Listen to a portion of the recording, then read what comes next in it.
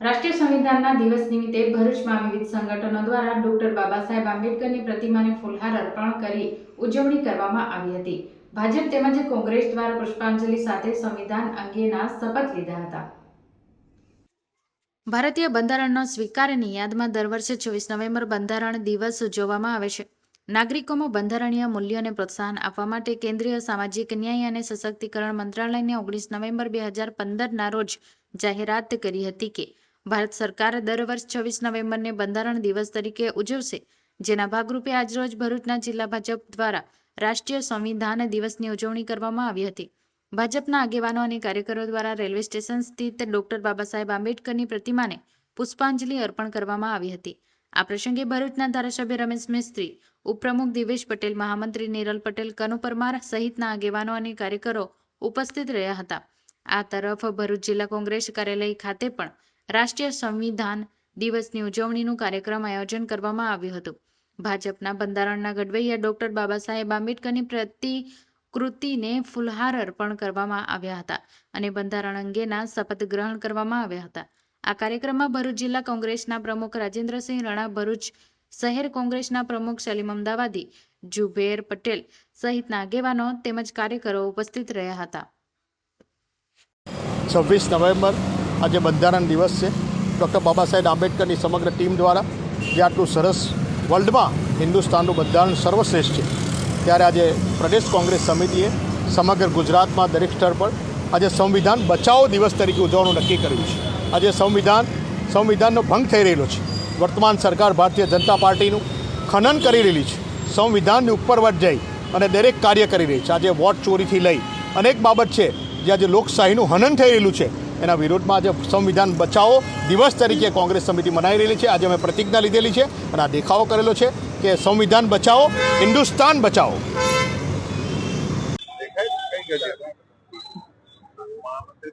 ભારતના ઘડવૈયા અને સંવિધાનના શિલ્પી એવા ડૉક્ટર બાબા સાહેબ આંબેડકરજીનો આજે સંવિધાન ગૌરવ દિવસ ઉજવવામાં આવેલ છે.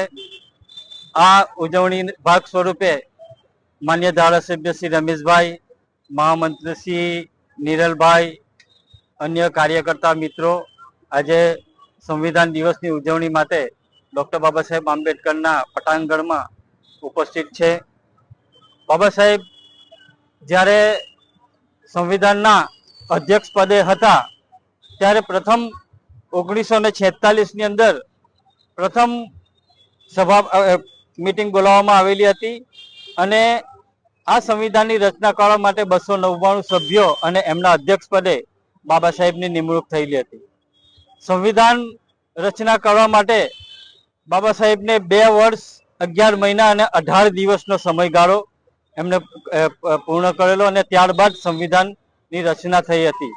સંવિધાનના જ્યારે એમના હસ્તલેખન સંવિધાન નક્કી તૈયાર થયું તો મિત્રો એ આ સંવિધાનની રચનાનું વજન 13 કિલોના અંદાજે એમના હસ્તલેખન પુસ્તિકાની અંદર આવરી લેવામાં આવેલું હતું.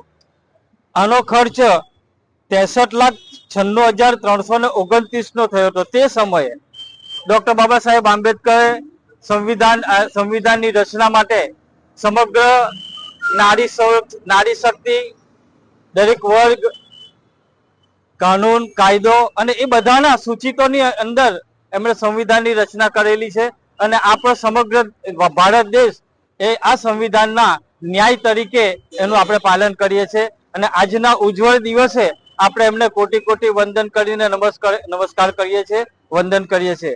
મિત્રો, ભારતીય જનતા પાર્ટીના જ્યારથી આ બીજું ટર્મની અંદર માન્ય પ્રધાનમંત્રી નરેન્દ્રભાઈ મોદી,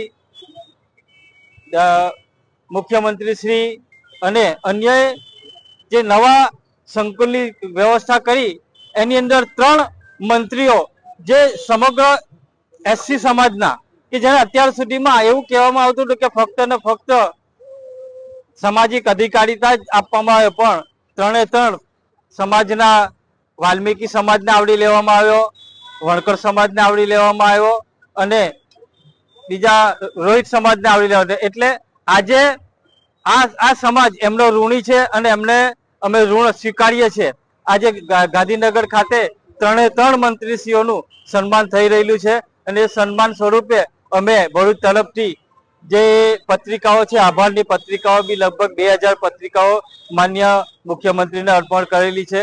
અમે ભારતીય જનતા પાર્ટીનો કોટી નમન કરી અને સહ સ્વીકાર કરીએ છીએ. અસ્તુ ભારત માતા કી જય, વંદે માતરમ.